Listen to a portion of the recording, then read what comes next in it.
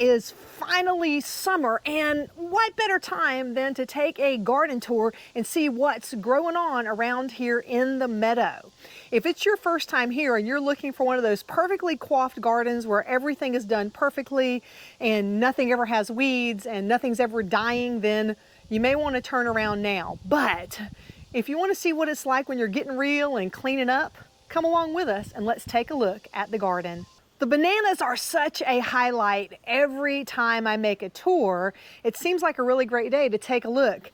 It's really doing so much better than after winter. And in fact, if we can get in close, you can actually see we have 3 different sets of bananas coming on. We've got one over in here. Then we have this one that's been going on since winter. And then back under here, there's a whole new set opening up. It's pretty exciting for us trying to get bananas now finally. This is the first time we've ever had multiple on at a time. And then down below here, the sweet potatoes have just gone crazy and made a wonderful ground cover for the bananas. Now, the lemongrass is looking mighty tall and vibrant here. It's coming back after the winter and it is due for a haircut. I actually have a new little shear I'm going to use in order to do that. So I can't wait to get these lemongrass cut back. Over here are a few of our plants that we're working on. We've got some citrus here. We've got a pepper that we overwintered. This is a gung pao Thai pepper here. Some more citrus.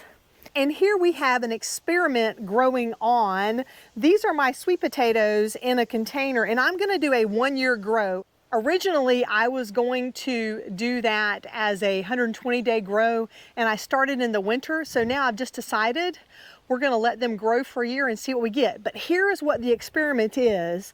On bag number A here, we're not letting it get very far over the edges. In fact, it's due for a haircut again. We're really letting it focus its energy on the roots and not wasting a lot of energy on making greens. On letter B, we're just letting the vines go where they want to go, and so we're not cutting it back, and we're going to compare and see if A or B gives us more potatoes. In fact, we try to water them equally, they get the same amount of sun and rain, and we'll just see if that works. Now here we have a different situation with sweet potatoes. They are in one of the Epic Gardening cedar beds. Epic Gardening did send this out to me to test out, and I'll have a video out about that one day. But meantime, I took the sweet potato vines from over there and simply popped them into the bed, and you can kind of see some of the vines still coming over here. So these vines were growing under the bananas. I put them in the dirt here, and now I'm letting them grow out over here. I'm kind of excited to see how much potatoes we get, how many sweet potatoes we get from that. Of course, a sweet potato is not a true potato, but we still call them sweet potatoes. Then over my shoulder, whoa, whoa, oh, oh, oh. Okay, well, that was a little Humpty Dumpty moment, but let's get back to this. Here we have the loofah trellis. Down here we've got volunteer loofah that has popped back up that grew here last year. We've got some tomatoes and we've got some beans.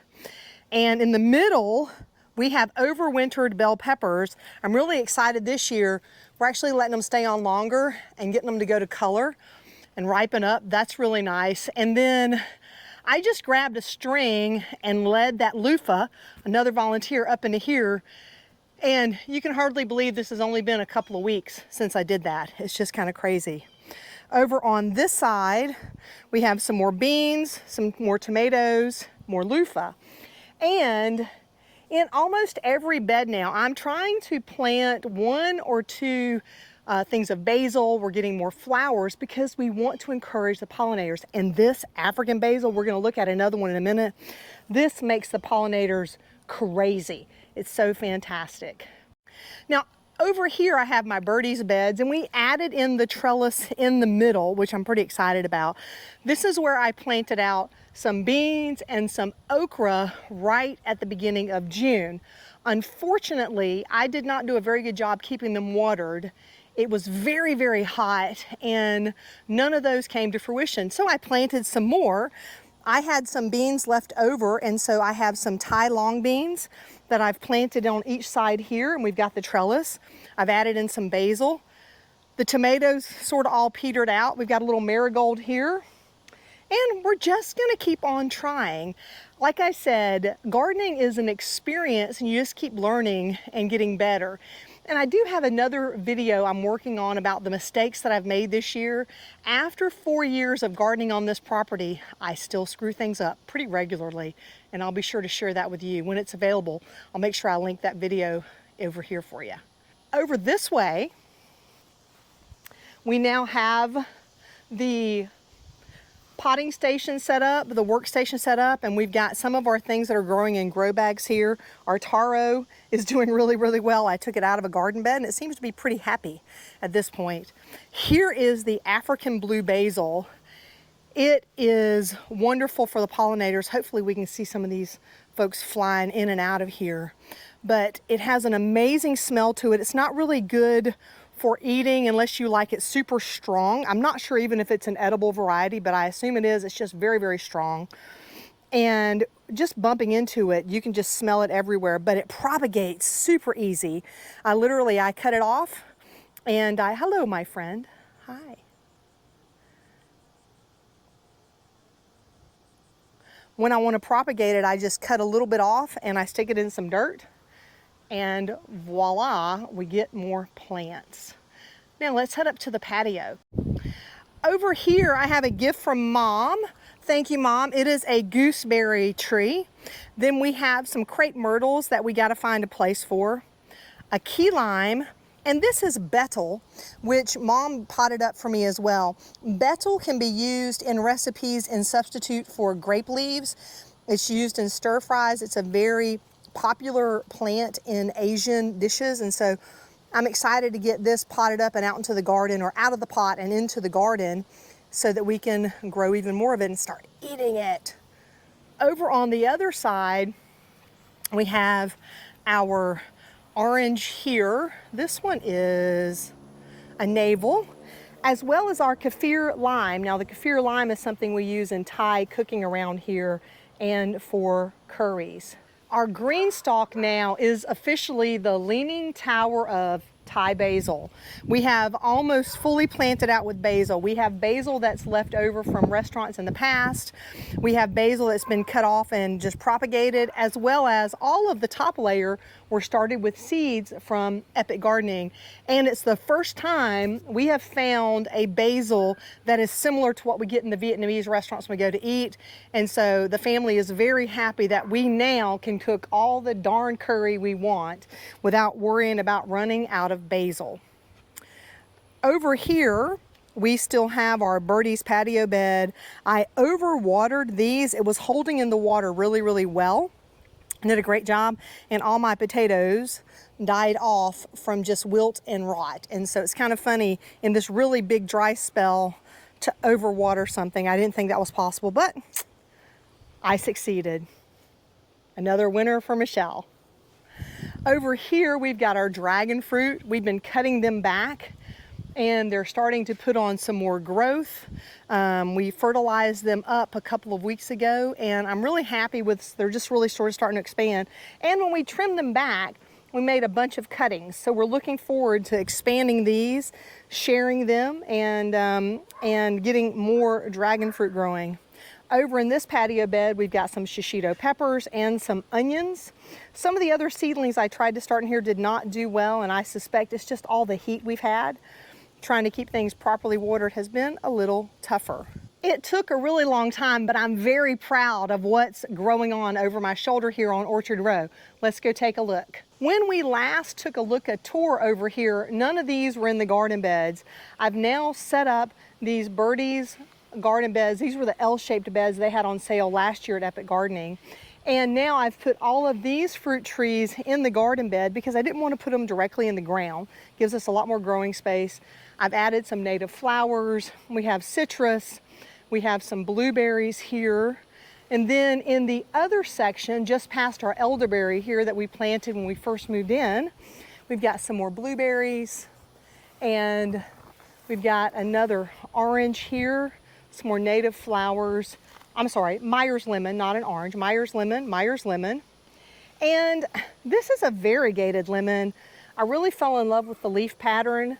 I thought it was really unique, and so I picked this up at a local store. And then over here we have our pomegranate. Behind here is our hummingbird bush, and I think we're gonna cut this back when it goes dormant and really get this to be a lot lower.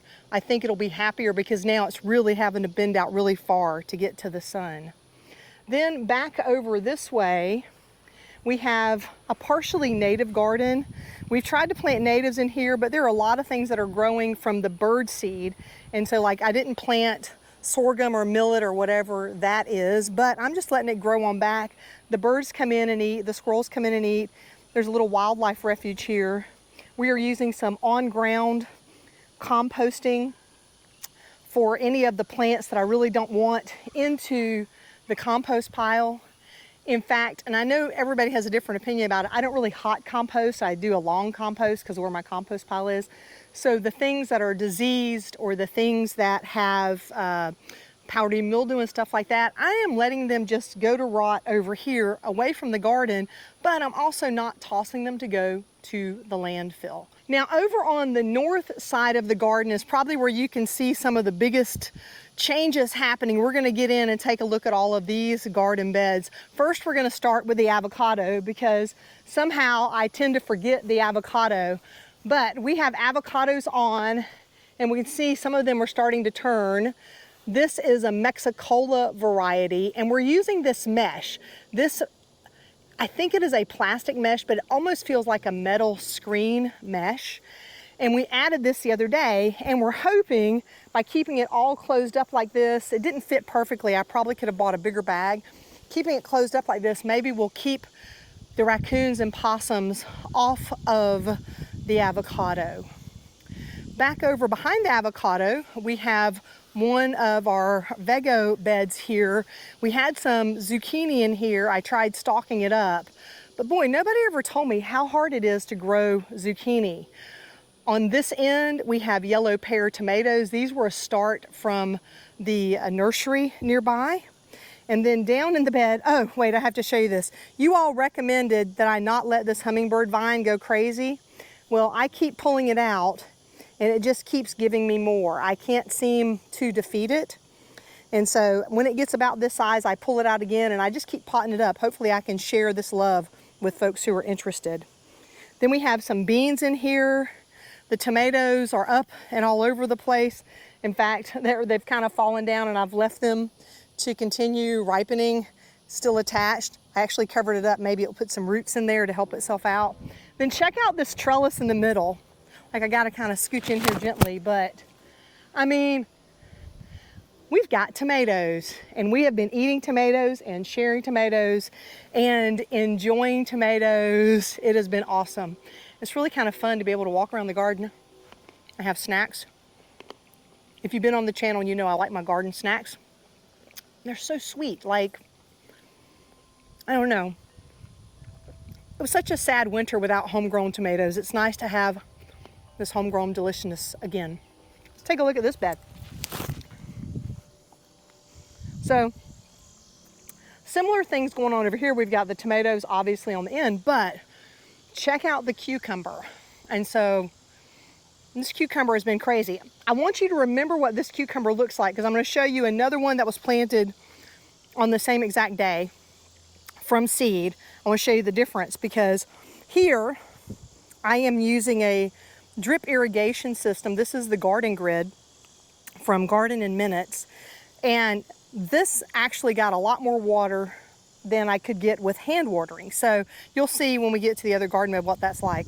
One of the challenges that I have had in growing cucumbers is the pickle worm. The pickle worm has probably been my biggest pest nemesis. And so this year, this season, I have started treating with BT because I just don't want to have holes in every little cucumber. And I can see, you know, here is a cucumber with a hole, but I don't see any more damage, which tells me that the caterpillar that ate that hole than starve to death, which I'm sorry that he had to starve to death, but I also want to have some cucumbers to eat. And in fact, I think I see one around there.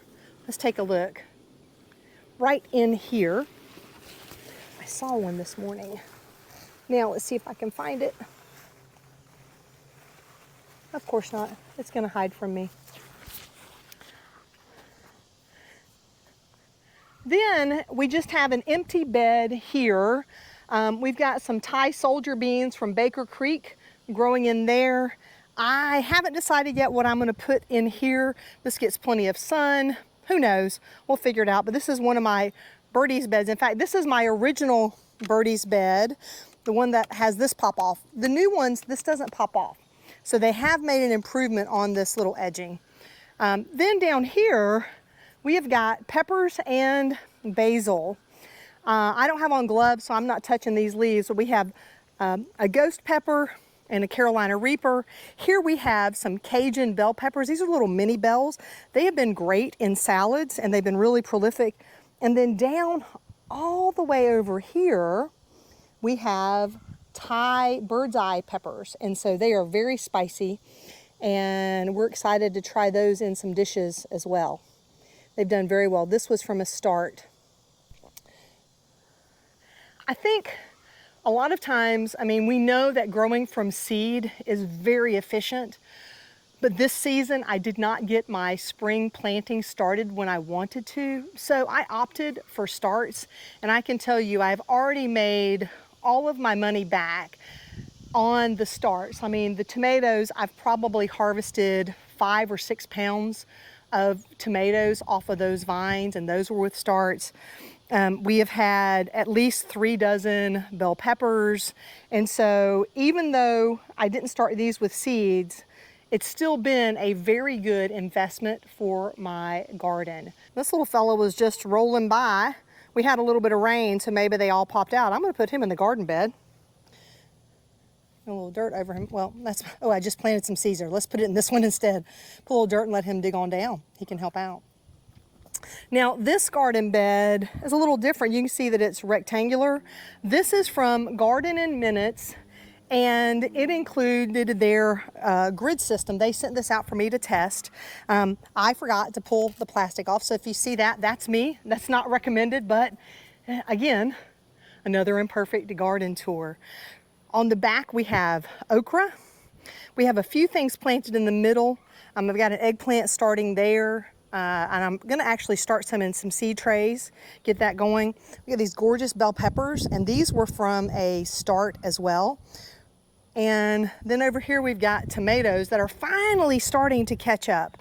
They really have struggled. They stayed in, well, I think these, I took cuttings from the tomatoes down there, and then they stayed in the propagation tray way too long, and so it took them a long time to sort of get growing here. But overall, I'm really happy. Oh gosh, look here, I didn't see this one. We've got our first little tomato here. I think this is a glacier, and I took this from a cutting from one of my seeds when I did the seed starting video back in April. Now over on this side, we're trying some drip irrigation, and I'm continuing to learn, but you definitely can see a difference in the drip irrigation because I've mostly hand watered here. I haven't finished the setup versus the other garden bed. Now here we have some more of that African blue basil. These beautiful seeds come on, the flowers come on, they love it. We have okra in the back. We tried doing some cut and come again onions from the kitchen, marigolds, and these Roma tomatoes here. But you got to check this out and see what's growing on here with this fig tree. I just got to stand in front of this just for, you know, how big it is. It's kind of crazy. Even with cutting it back some, it is huge, it's massive. This time last year, we were already eating figs, but we don't have ripe figs yet. I suspect it's because we have not had a lot of water. And for the last few years, I haven't even watered this fig tree, but this year it really needed it. It has struggled. We went for about 6 weeks on our property without any rain at all. In fact, the first rain we've had since April was over the last couple of days. So I took a look at my water bill and what my water consumption is. But I get fresh food. I get fresh food. Then over here, we have our Asian kitchen garden. Now in the mornings, it has a nice bit of sun, and then it gets shaded out by this persimmon tree here. And so it is kind of interesting. I think it will be helpful to not have as much heat late in the afternoon as we carry on and really get hot during our summer months. Down here on the edges, I'm trying an experiment, and these are garlic chives. And I bought them already sprouted. And then I cut the tops off and planted the bottoms here because I wanted to see if they would rebound faster than not cutting. So take a look down here. On this other end, I did not cut them. And I think if I was going to do this again, I would not cut them. I would just plant them whole because these seem to be doing much better. I thought maybe supporting the greens would be tough, but it's not. Now, I have to show you one other thing. Right here, right next to that is torpedo grass. And this is now the bane of my existence. I shouldn't just pop it off like that because it will just grow back again. But you'll see when we get up to the fruit tree guild, this right here, I've probably pulled out 15 gallons, 3 5-gallon buckets full of these out of the garden. It was one of the mistakes I'm going to talk about is letting this grow and go. I didn't know what it was, and now that I do, the battle is on. I have been pulling it out as I'm able. Here is there's just a little bit of what's above ground, but check out what's below the ground with it. And all these little root nodes go off in every direction. And so I've been pulling it out and letting it die in the sun before I throw it in the trash because I don't want to propagate this anywhere else. And if you just look around the mulch around here, you can see that me and the armadillos have been very busy digging up the mulch and trying to get rid of it. It is about to drive me crazy, but I've decided I have enough other things that drive me crazy that I just gotta figure out what I can live with the torpedo grass. Over here we have the persimmon tree, which is looking fabulous. We gave it a good little haircut, and we're starting to see some of the fruit get some color now. I mean, this won't be anything that we harvest until January, probably, but she is looking really, really good, and she has done well considering the amount of rain we've had, or not had, I should say. And so I've also had to do some watering up here in the front guild, which is not something I have done since all these trees were first planted. Behind me here we have another fig, and it grows a little differently than that fig. The other fig is right next to the drain from the rain gutters, and so it gets way more water than this does, but still she's looking beautiful and she's done really, really well. And we have lots and lots of figs. Now up here we have our stone fruit. We have a couple of plums. We have the peach. The peach did really well for us this year. This is gonna have to get a good haircut when it goes dormant. Behind me I have a second plum. I think that it probably died off at the top here because it's not green anymore. So I'm gonna cut this back and make sure I am above the graft line, which I am. I'm above the graft line here. And then, oh, this could actually use a little more dirt. Looks, the roots coming out. And then I'm gonna let this grow back in and sort of thin it out and make it more of a plum bush instead of a super tall tree.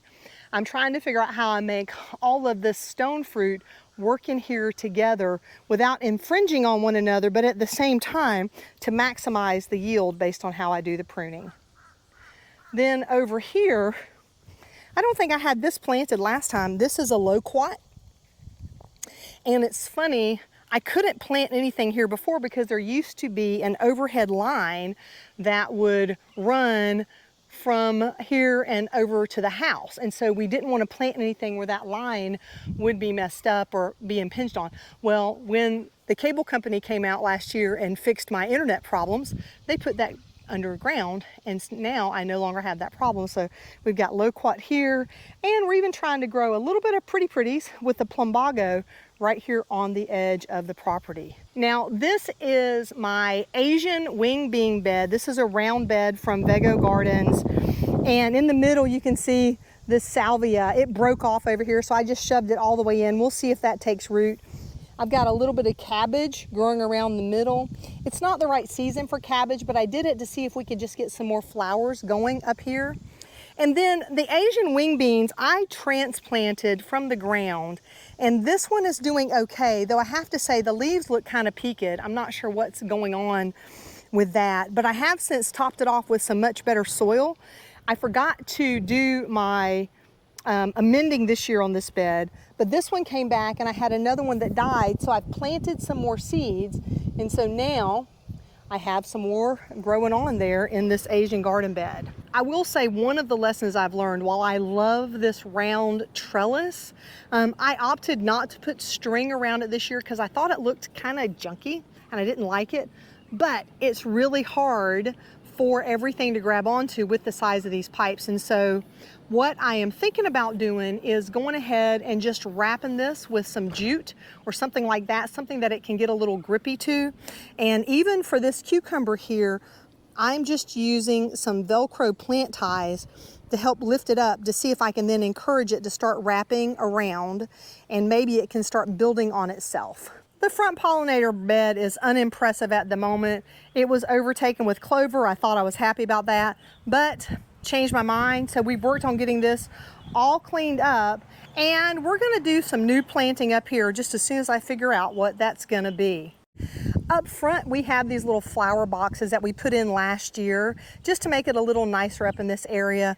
And I added in this "Please Don't Pee on Me" sign because I thought that would help my neighbors understand that this is planting. However, they don't seem to care because I see they left me a gift. They didn't pee maybe, but so much for that. I should have been more specific.